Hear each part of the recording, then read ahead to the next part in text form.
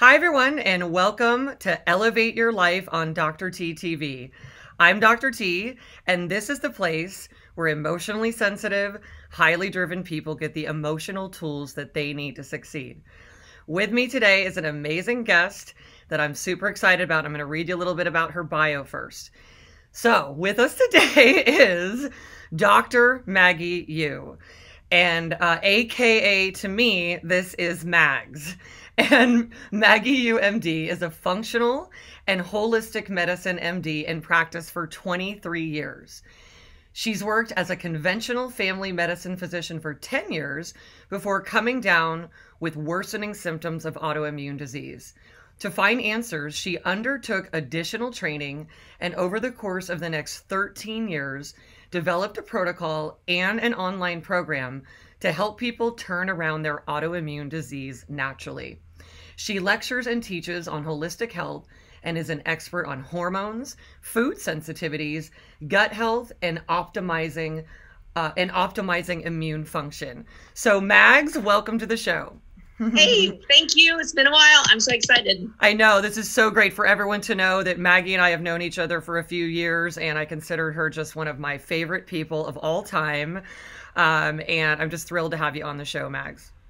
Super excited. And I think one thing that people think about think about me as a functional medicine physician. And I know we're talking about autoimmunity and hormones, but I think most of the work that I do actually is dealing in mindset and the mindset around chronic disease. So I love to throw that in the rank here and start out our conversation running like that. Yeah, this is perfect. So, knowing the role of emotions in our mind and all of the things that, those of us like you and I who have gone on these a little bit of a treacherous health journey with autoimmune disease and through that, really learned so many things about what it is that creates optimal health.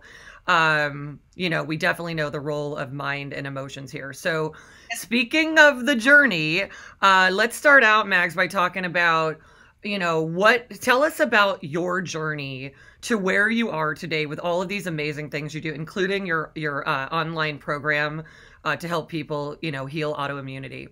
Yeah, I'll just put it in a quick nutshell because I think I, like anybody else who went through med school and practiced medicine, did it conventionally. And I was a family practitioner. I had 2 children. With each child, I got sicker and sicker. And, fast forward 13, 14 years later, I started to go into early menopause around the age of 36. That's right. And, dealing with hormones helped just enough to get me going for a while. And then I crashed. And I had no idea during that entire time that what was underneath all that was a brewing autoimmune hailstorm.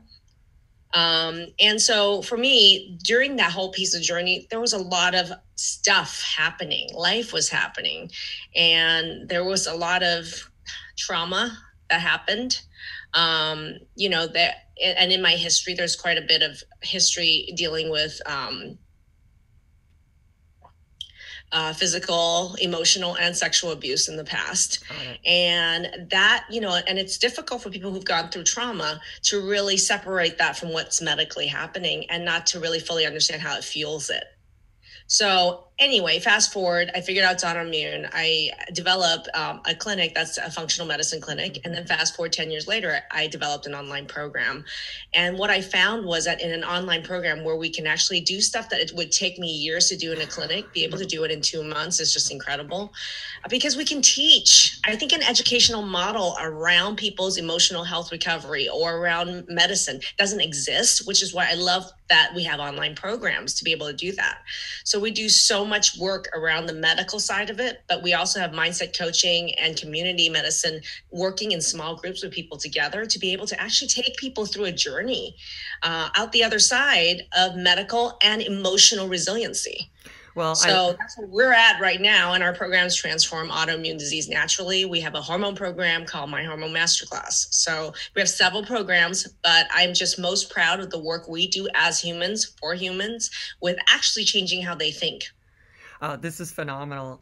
And when you're talking, everything you're talking about, Mags, is like, it makes me think of the difference, the old model where the doctor is the power relationship. The doctor's the authority and the patient is dependent. And I always think of I think of this all the time, by the way, if we're going to if we're going to give someone fish or teach them to fish, something that you always talk about. So what I'm saying is, this whole different concept of the people not just being patients, but becoming totally educated as people who can really take care of themselves and create optimal health, not just in a dependency model with a physician. I 100% agree with that. And Tracy, you and I know this, which is that the problem is how we actually train the healers themselves. Exactly. They don't know how to heal themselves or other people holistically. And therefore, if they're very narrow in their training, the only tools they can give you is very narrow. And frequently, as medical providers or mental health providers, if it's not in that narrow spectrum of something that we can do, I can speak from a doctor's standpoint. Yeah. If it's not surgery or medicine I can give you, there ain't nothing I can do to help you. And you have some mystery illness, go somewhere else, send you off to somebody else. And that's frequently what our clients are facing, which is like these slams in the door, these dismissals, this passing of the baton to somebody else. When the truth of the matter is the healers have not learned themselves how to heal people holistically. They don't have a whole basket of tools at all. They have two.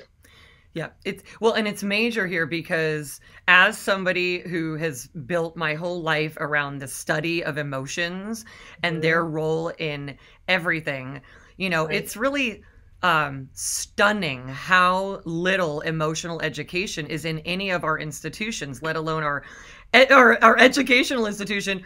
Every time I think about, all these healthcare providers, and you're right, they're getting the prescribe this, do this, and maybe diagnose a sliver of the problem and patchwork it that way.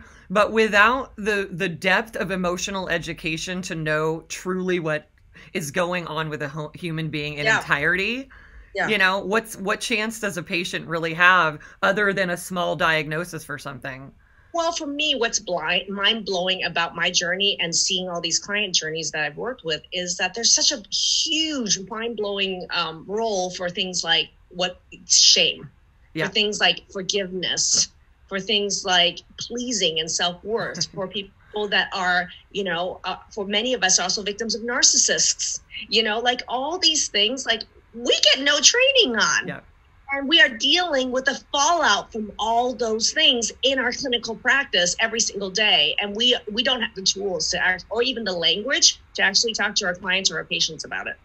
Yeah, well, I'm thinking of a doctor in my early journey. When I had an autoimmune disease, Hashimoto's thyroiditis, at a fairly young age. And I didn't know that at the time. I was being told everything was normal. I'm in the normal range. Me too. Right? We're getting told it's normal. And years later, after I went to a doctor in a practice where he was really advanced in no, we need to do a massive amount of labs, and he figured everything out. Years later, we began to share, patients together. And he said, I don't know what I'd do without you, because I never realized that most of my appointment visits are full of people talking about their mental and emotional health issues, their stressors. Yeah. And so I know you get that. I really do. And, and my work continues. It's so funny. One of the things, at the end of our program, it's a 2-month online program. We have calls, and I get feedback from people. And I always ask, what's been the most impactful thing? And, everyone coming in thinks it's going to be all this medical stuff, which they absolutely do. But they always all come out saying, I would say 90% of the time, oh my gosh, the mindset work. Yeah. I had no idea the impact that has had on my health. And for people at the end of just 2 months of working with us to be able to sit here and be like, yeah, this is the problem. These are some of the tools that I've learned. And I've never been able to address that. To see that aha and that connection to me, it's like, bing, bing, bing, bing, bing, bing, bing. Yeah. And so Mags, knowing sort of a bit of your evolution of creating your program, and I know it has evolved over time.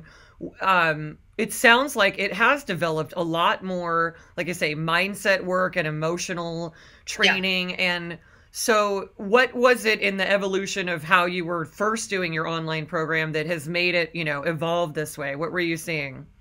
So I think for me, it was my own personal journey along with seeing client journeys, which is for me as a doctor, conventional doctor, I thought I just need I need some medical answers. That's what most people I need some medical answers. So when we started this program, it was all about medical answers, which it's still in there completely, which is all the data, all the educational modules around the medical aspects of this, right? In a way that people can understand.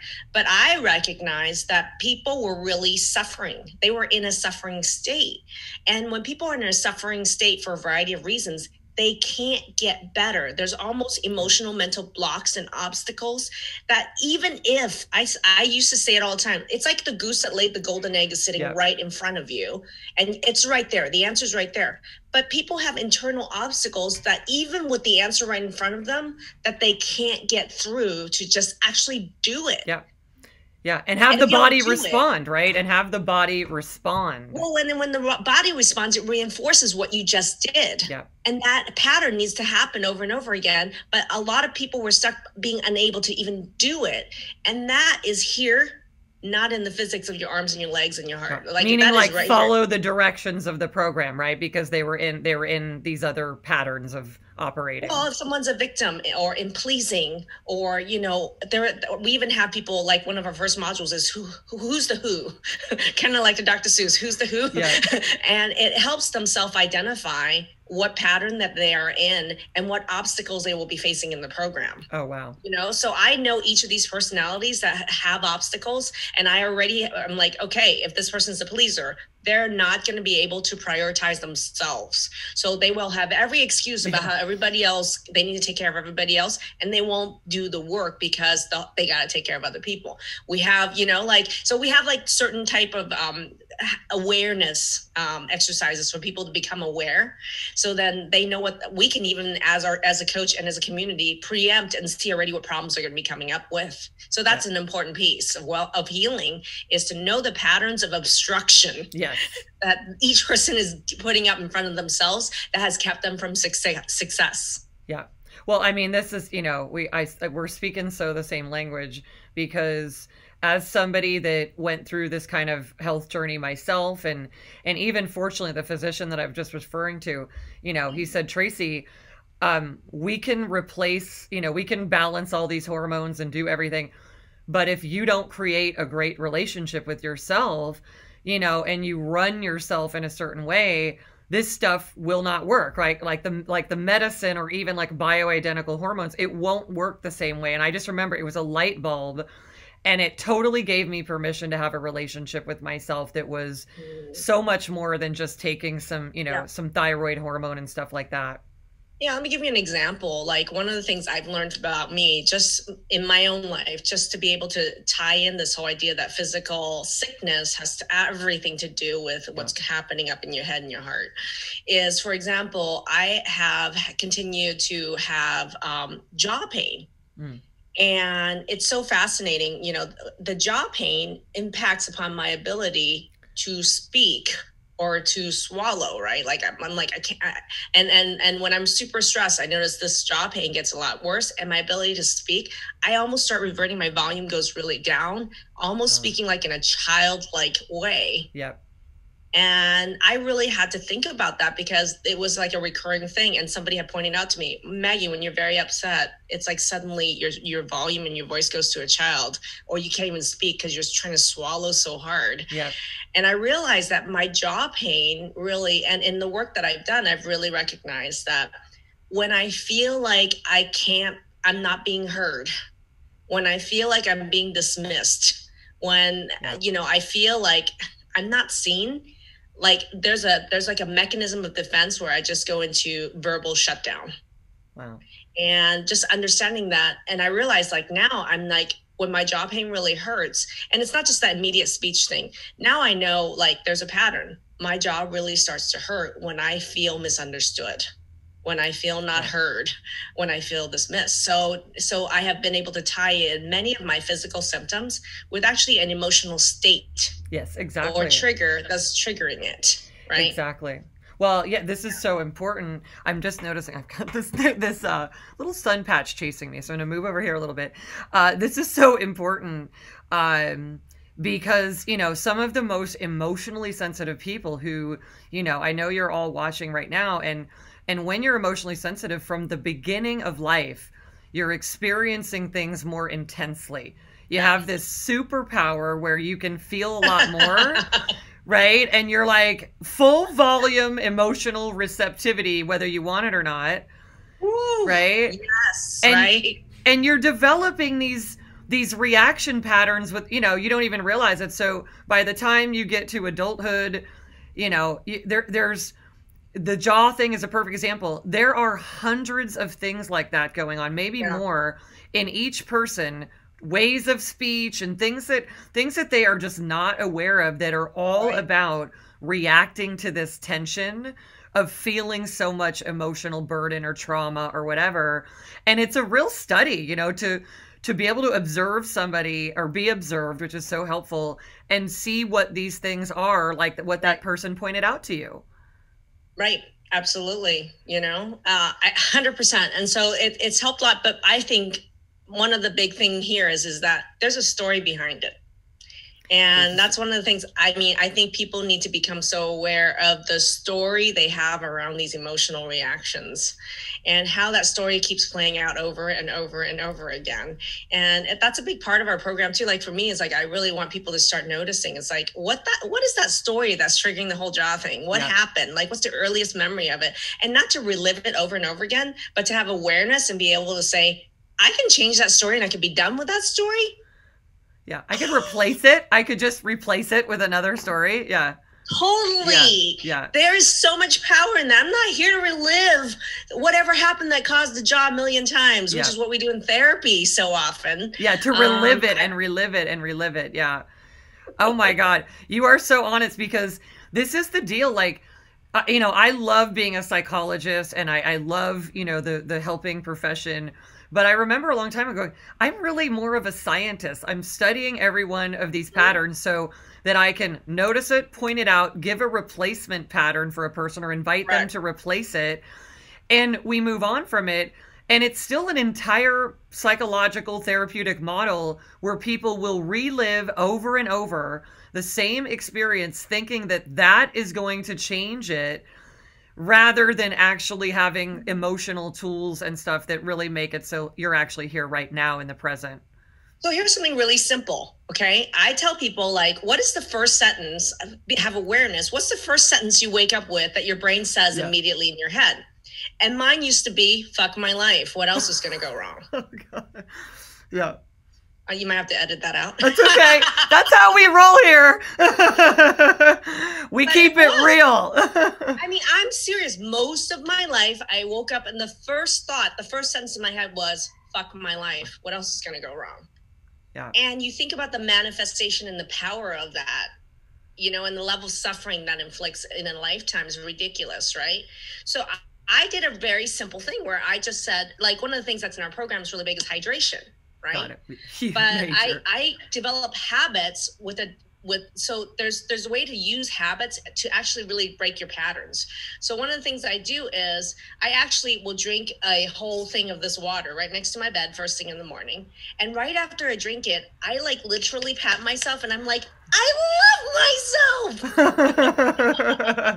But it was like, I remember feeling extremely idiotic the first time I did it because it was so unfamiliar. But yet now, seriously, now almost, I will tell you unconsciously, every time I drink water, I'm sitting here like, damn, I love myself. So good. Training. This is your training. Yeah. This was rewiring and retraining, forming new habits linked with truth statements, right? Yep. It's equally true. Like, you could look at the same patterns of stuff that's happening in your life, same result, same occurrence, fact. And one person could be like, oh, fuck my life, what else is going to go wrong? And another person would be like, I love myself. What an opportunity. Right. Like, what's going to come out of this that could be new, right? But it's that whole idea of retraining yourself with new habits and new thoughts. And for me, like, I've tied drinking water with literally telling myself, and it started with, I love myself. So cute. I still do it every morning, cute. Tracy. I mean, and now it's every time, literally, when I drink out of this can of water and I'm taking tons of gulps, even right before bed, I'm like, God, I love myself.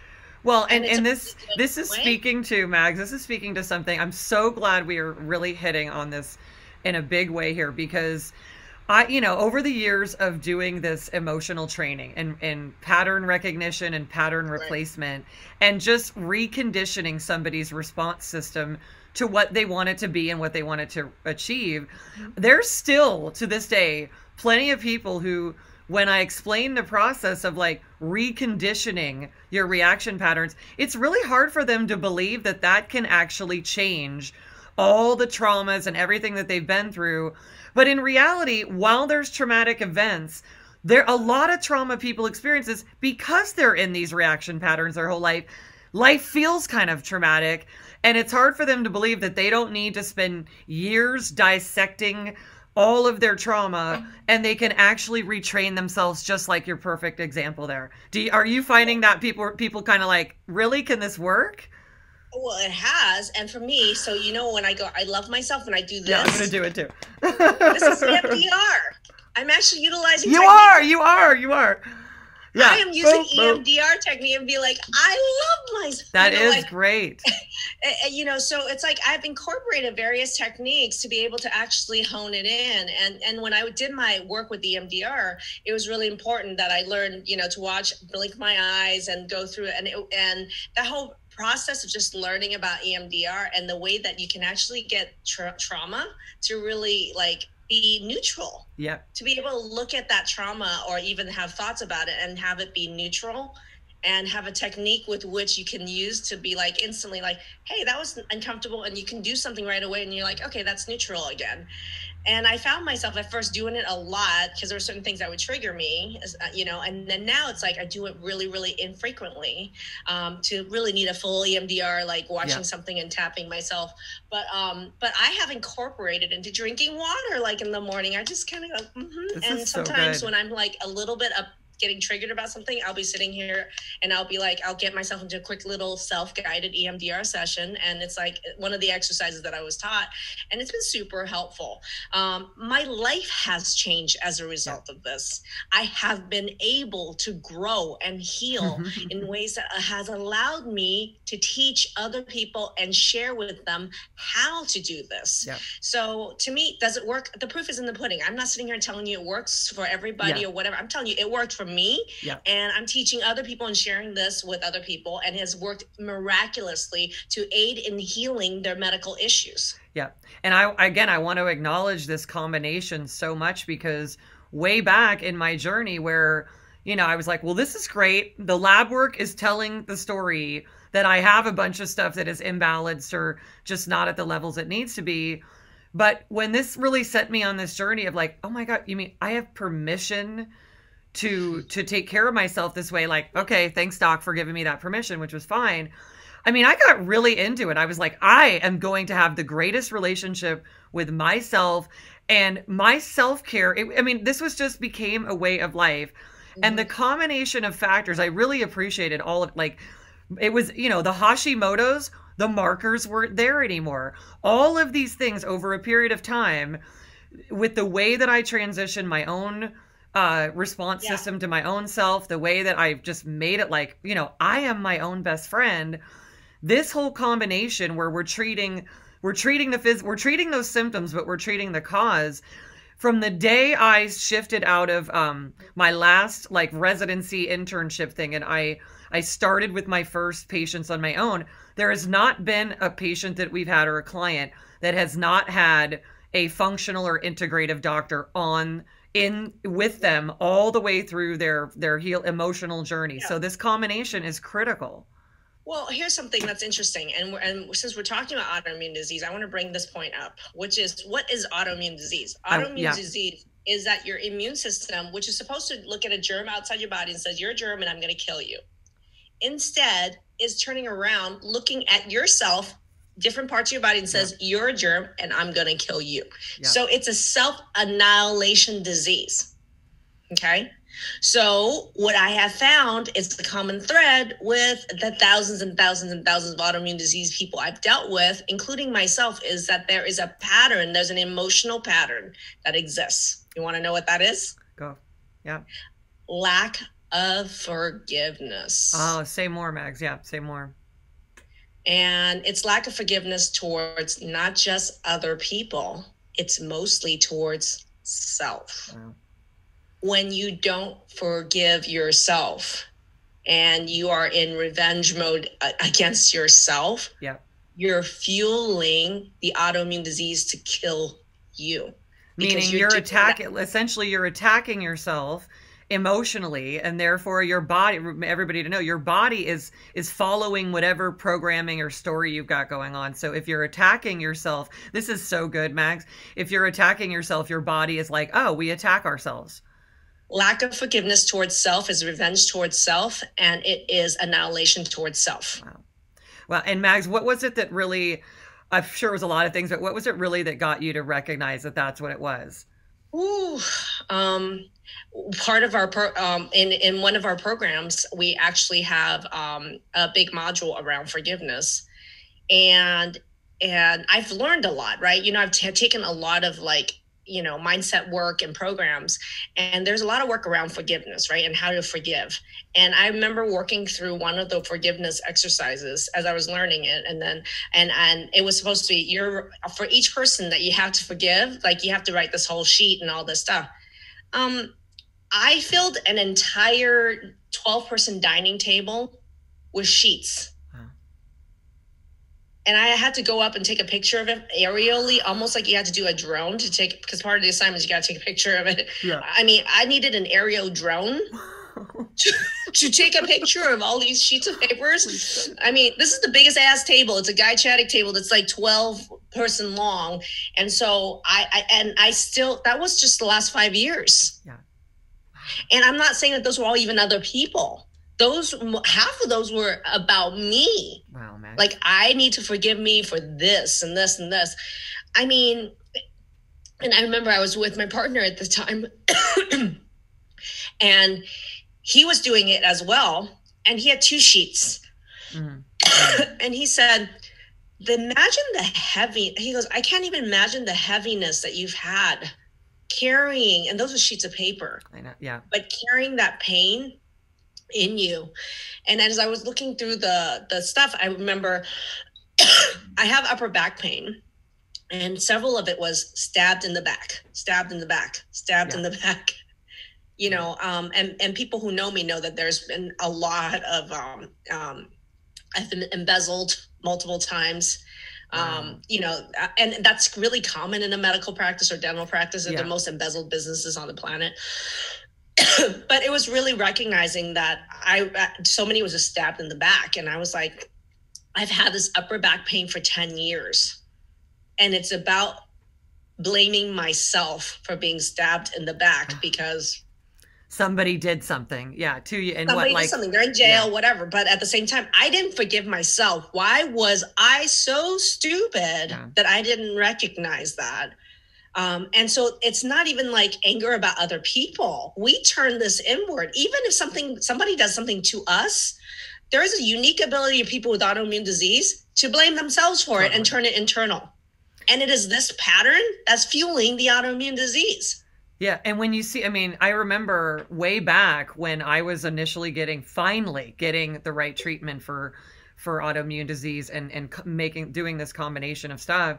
I mean, it was so mind-blowing that I was just like, you know, I'm going to make everything about how I treat myself. And I went on my original initial career was all about creating a relationship with yourself. I ended up writing a book called The Method about it. However, to this day, Maggie, I still feel like when I say that, people are still kind of like, huh? Like, I kind of thought that might have caught on a little bit more. It's been years and years now. But it really is foreign for people to realize that there is an entire relationship going on where the way they are talking to themselves, the way they are everything that they do is creating physiological experiences And really, when you look at the whole, some people really don't like when I say this, but when you look at the whole disease model for all disease processes, I don't know if you agree. I feel like the emotional stuff is all at the core, allowing the body to manifest that. I mean, and yes, and this is just lack of forgiveness. But I love the other thing discussion is about. I saw something from Brene Brown recently, just talking about what is the difference between shame and guilt. Yeah. And guilt is bad. You did something bad. Shame is you're a bad person. You're wrong. Right. And that's turning it internal versus focusing on the act. Right. And people who lack forgiveness for themselves live in high shame. Shame. And to me, that's like lack of forgiveness and shame goes hand in hand. And so what I recognized in myself was that I was secretly living in so much shame because I took personal risk. I didn't forgive myself, even if somebody else did something. Right. Yeah. And God forbid if I did something, which of course I owe. We're human. We're going to make tons of mistakes. I never forgave myself for it. And I shamed myself for it. I believed that I was a bad person. I believed that I was a person that didn't deserve to live in health or happiness or without pain. When you have shame and lack of forgiveness that is that strong, that is your obstacle. Yeah. You absolutely cannot get better in health because you do not believe that you deserve health or happiness. Yeah. And you will work against yourself and sabotage yourself in every single way. Yeah. Yeah. These belief systems, these are emotional infrastructures that are going on and they are strong, and you can be doing you could be working your tail off and be brilliant and a genius and very purpose driven. And you could have just so many things that you're not aware of that are so strongly keeping you in a similar pattern, no matter what. All the time. And then you're getting exhausted from that. And it's just kind of endless. And I love Brene's work going back to my earliest days of working in addiction treatment centers. And I worked in one really high-end luxury treatment center and got to meet her before the TED Talk. And she was a guest there, a guest speaker, not in rehab. Let me just be clear, not in rehab. She was a guest speaker there. And when she made that distinction between shame and guilt, that was so phenomenal and groundbreaking. The treatment center began to now do like she hadn't created a course yet, and they had us therapists start using that model of hers way back then. And I still feel like, this, I'm so glad we're talking about it because this is still not clear to people. Right. And they're going through this horrible autoimmunity and things and going to all these doctors, and this is the core. Well, and the thing is, guilt can actually be beneficial. Guilt is I did something bad. You can go and say, what did I do? And I can fix this or whatever. It's like an act or a result, right? Yeah. Shame is always destructive and toxic. 100%. Right? And Mags, think of this. You mentioned personal responsibility. I want to just really emphasize how our emotional infrastructure works, because it's got a lot of components to it. And when you really layer it in the way that it's going to work best for you, it's like a nuance between personal responsibility, which is incredibly important, and shame. And this is about emotional laser focus, like where does the personal responsibility need to end, and where, and then unfortunately recognize if it goes into shame. So you're knowing what you're doing. Well, so I actually recently did an exercise that was actually really helpful because they said, let's say you have a story where you're a victim. I say I was embezzled, let's say, and I go through and I say the whole story about how I was screwed and this person lied to me and they betrayed me. So victim, victim, victim, victim, and that's how we mostly live, right? Yeah. But then we did the same story with a partner, and we did it in responsible but factual responsibility. This is very different. Factual responsibility. So I said, yes, I hired someone without doing a background check.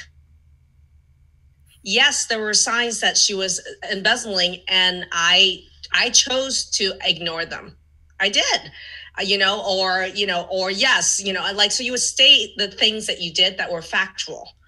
Yeah, and that's, it's factual. Well, this is a part of our the method and the commitments and the method to, and one of them is to use factual, accurate communication. Because when you think about the self-annihilation and the shame, and most of it is non-factual. I mean, all of it, the story is so dramatized. It is non-factual. And I remember years ago, as a student, to become a psychologist, and I learned more about cognitive behavioral therapy, one of the big domains in psychology. And part of it was about reframing things. And I remember thinking, if I just reframe something, but I don't believe it, I could see that I wasn't still totally congruent with it. And years ago, I just remember going, what are the facts of the situation?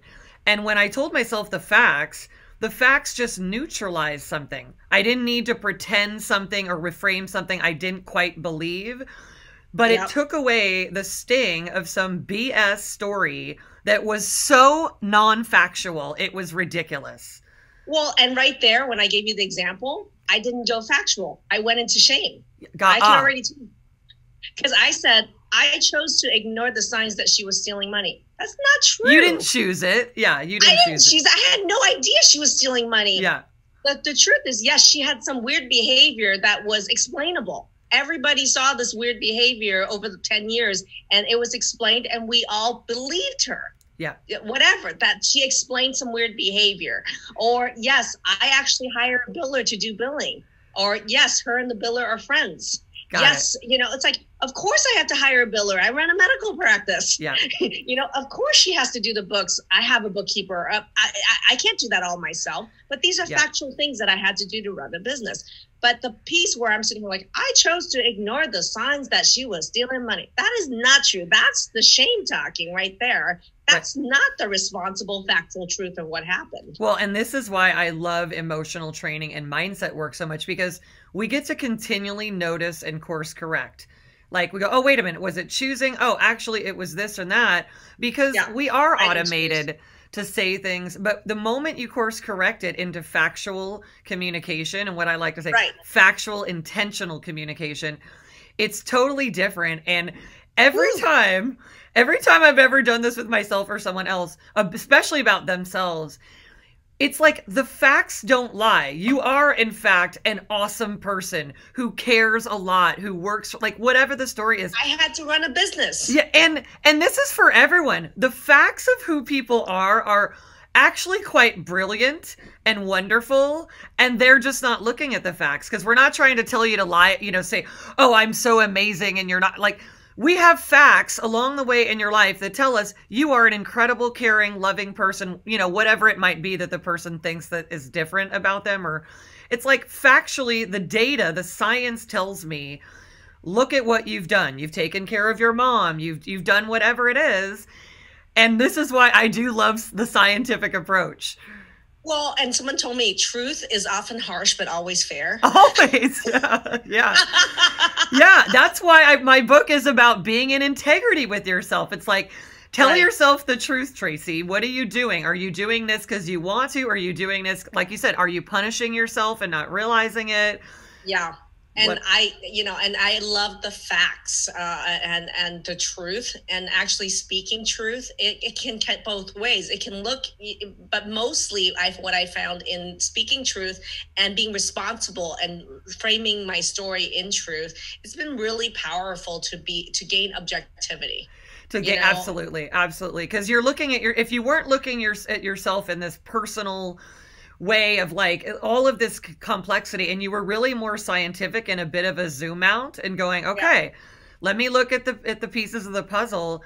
It's really, really different, and it's really mind-blowingly successful. And the truth factor, I feel like maybe, and we absolutely share this, I feel like one of my life's purposes is to continually help people tell themselves the truth, including me, and get easier and easier with it, because we are so conditioned in this society to lie to ourselves, to lie to each other, and not even that we think we're doing that. In fact, Brene Brown in her TED Talk, or in one of her books, talks about the concept of confabulation. Where, you like literally don't even know you're telling yourself a story or telling someone else. You're just so used to doing that that Right. when somebody's telling you the truth, like I do when in my work with people, it's really about them getting comfortable with that because it's so rare for it to happen to themselves and around them. And that is a huge shift moment I find with clients.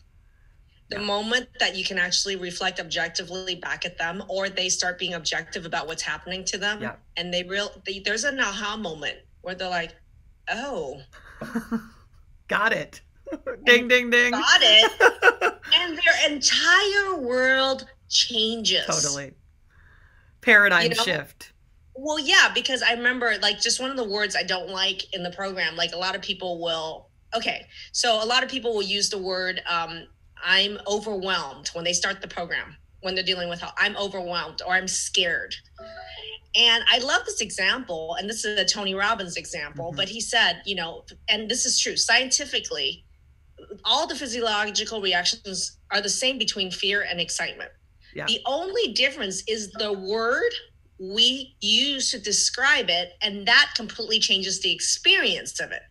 And this is why, like and I love this example, is when you're on a roller coaster, it's so much fun, and you are scared to death. Yeah. Right? Click, click, click, click, click. The only difference is the story we have in our head around it and the words we use to describe it.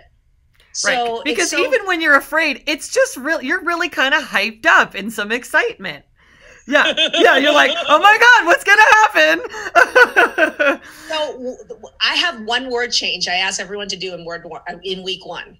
I said, I'll ask what the word predominant feeling, if they have a word like overwhelmed or scared, I go, just as a practice tonight on this call, every time you think in your head that word, change the word to excited and say it out loud. Say, oh my gosh, everyone else is so much smarter than me, right? I'm so scared. Everyone else seems so much smarter than me. I go, great. Let's turn that around right now. I'm so excited. Everyone else is so smart. Yeah. I get to be around smart people. Yeah. This is the first time I have such amount of smart people. Isn't that what I wanted? Yeah. Isn't that what I needed? Or, oh my God, they're only a couple weeks ahead of me. No, I know this one. It's like, come on. But it's the exact same fact. You're sitting in a coaching call with a lot of new information, drinking from a fire hose, and you're feeling the exact same emotion. You could say you're overwhelmed and fearful or scared, or you can say I'm super excited. It's the exact same feeling scientifically. Change your words, lady. And one is just so much more fun and is not going to create pathology in your body, right? It's very, very different. 90% of people when they start my program need that switch right there. And that's the beginning of their transformation. And it's a word change. Yeah. Oh, it absolutely is. Because everybody to know, we are always giving ourselves the directions, right? And our body's like, oh, okay, got it. This is the planet we're living on. This is the program we're on. And Mags, as we're talking, I've known this for years. I think about the population of people in the world who are more emotionally sensitive, intuitive. They've always been experiencing life with that emotional awareness that not everybody else has that range. And the direct correlation, right? Me too. The direct correlation between that and disease states like autoimmunity. Right. And I know there's this massive buildup over at least the last decade or more of so many functional medicine doctors, so many integrative doctors working to fix the hormones and everything like that. However, that's still not necessarily the pieces that we're talking about. So when you think about all of those people out there that feel totally emotionally sensitive and have the autoimmunity issues and stuff like that, what do you want to say to them? Because, for them, they're feeling really crappy. Well, here's the thing is you can look at this ability to feel things deeply as a curse or as a blessing or as a superpower. I liked actually you started talking about this as a superpower in the beginning of this. Yeah. And I'm going to tie it right back to it. Imagine having that powerful of the ability to shape your emotional state, right? And turning that and channeling that into healing yourself and your family. It's so amazing. You can know things. Yeah. You can know things. And so much of what we teach is you can trust that again. You can trust it again. The problem is they experience it and they don't trust it and they don't trust themselves and they've lost self-trust. Yeah. Imagine fully trusting and investing in the power of that to actually change your entire life. Yes, you can do that, because you know what? The truth is it has already done that in a negative way. In a negative way. Yeah. So that's the truth. And here's what I'm really, this is such an important moment for everyone. Thank you for this, because I'm really getting even more than I ever have, that when you are already sensitive and you come into the world and you're one of these people that has the range to be able to feel, and everybody's got a range, and some of us have a bigger range, and we're just absorbing and taking stuff in from early stages, whether someone says it or not, we start to feel shame about it, because something says like we're a little different, we cry more, we shouldn't feel that way. Yeah, we feel, and then if somebody, like people in my family, and I know so many other people have done, when they say you're so sensitive, you're being too sensitive, the shame thing that continues to go on. Emotionally sensitive people, I think, have some of the biggest shame in the world. And then they often, for this sensitive reason, end up in a lot of emotional dysfunction and traumas, and it keeps going.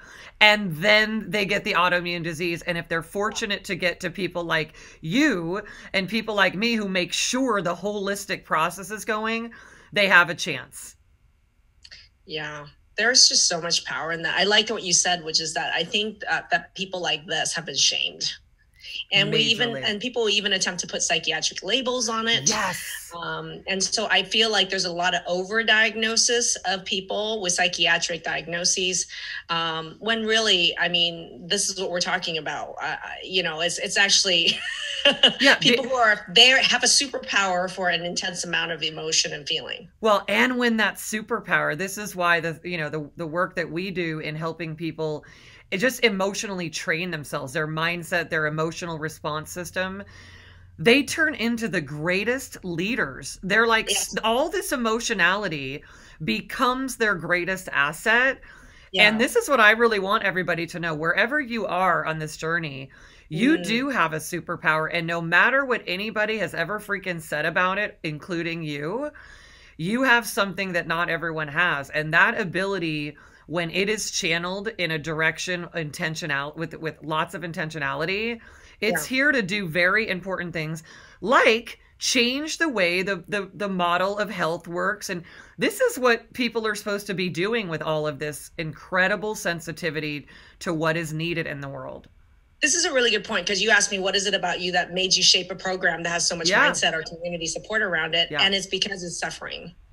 It's the level of suffering of people who look, I work with people with autoimmunity, hormone problems, right? So I work with a lot of people like me. And I think that when I have that level of suffering and then you see it in other people, you're like, I got to figure out a way. And when you know something works, you got to add that to it. Right. Yeah. So it literally is seeing that level of suffering of similar, like-hearted individual. Wild-hearted individuals. Yeah. And I know that the tools worked for me, so why not add those tools to the program? Is how it became a huge also mindset program as well. Yeah. And Mags, what else should people know, about your program, so they get what the whole kit and caboodle here? What goes on there? For me, really, is just that the problem we face, and it's not just about autoimmunity, any chronic disease. Okay. I mean, I could have rebranded this autoimmunity purely program for autism, for ADHD, for a whole slew of Parkinson's, for a whole slew of condition. It is a functional approach to disease, right? It is a holistic approach to disease. But to me, I think for people is that when people start to make the connection that it's not just your thyroid, or it's not just your joint in rheumatoid arthritis, when it's not just your bowels in ulcerative colitis or Crohn's, that there's a bigger deal going on here that has to do with all these other pieces. I mean, I'm talking like, for me, we deal with hormones, we deal with blood sugar, we deal with food sensitivities, we deal with vitamins and nutrients, gut healing. And all around that is actually all the powerful mindset work that we've talked about. So many people will go piece to piecemeal this thing. And to me, it's like, do it all together. Yeah. Do it all together in this context. I'm holding space for you to do this. And this is how you become successful. This is how you solve problems like decades you cannot. Because I hold the space with which for 2 whole months, we actually do all this work in a safe space of actually really mindset all around it. Amazing. I don't even advertise this program as a mindset program, because to me, I think that just doesn't, exist in the lexicon of medical treatment for people, right? Yeah. So I don't even put it out there because people get all like, what the hell is that? You know, like why? And so it's, people come in, it's medical, and it is medical. And then we almost spring it on it. It's like, here's the rest of this gift. Well, because let's just be clear about this. Medical, everyone, and Mags, we know what we're here to do. Medical needs to become what it really is. Medical means the whole self. And wherever the hell emotions got put in some other category, this is why I'm like bringing good PR to emotions. I'm wanting everybody to feel like working on your emotions is the coolest, greatest, most strategic thing you can do. And it is medicine. It's the most important medicine that there is. And so here we are right now. Mags and I, we decided medicine is now officially including emotional medicine. Disease is dis-ease. Yeah. And that is really true. That's so cool, Mags. So Mags, let's wrap up with a question that I ask everybody that's on the show. Let me ask you this before. How do you want people to get a hold of you? What's the site where you want people to find you? So we have a Facebook group called Transform Autoimmune Disease Naturally. You can join that Facebook group. My website is drmaggieyu.com. You can join that as well. We're on YouTube and we're on Instagram too, but you can check out our website and our Facebook group. And here's the deal, guys. Even if you don't have autoimmune disease or you have vague symptoms and mystery illness, trust me, you can benefit from a functional medicine approach. And you're going to learn a ton in the Facebook group. And check us out on our website, drmaggieyu.com. Right. And I got to say, everyone, Maggie, you've been one of the most influential people in my life. You have helped me with so many different things. And just so you all know, having Maggie in your life, just knowing she's around is something that just makes you feel really good and easy in life, knowing that she's there. That's how I feel all the time. I'm like, Mags is there, and that makes life feel good.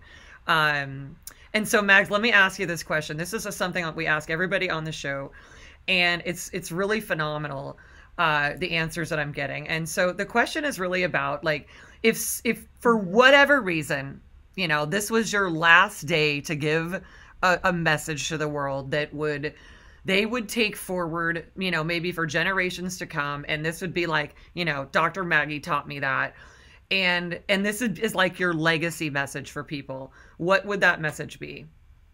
I think that life is really about how you treat yourself and others and how gently you have lived. Gently you have lived. That is beautiful, Mags. All right, everyone. Thank you for being with us. Maggie and I want you to just take all of these techniques and all of these perspectives into your mind, into your heart, implement them into your life, and really do all that you can for yourself, all that you actually really deserve to make yourself be able to have the most elevated life possible. Thanks for being with us, and we'll see you next time. Take care.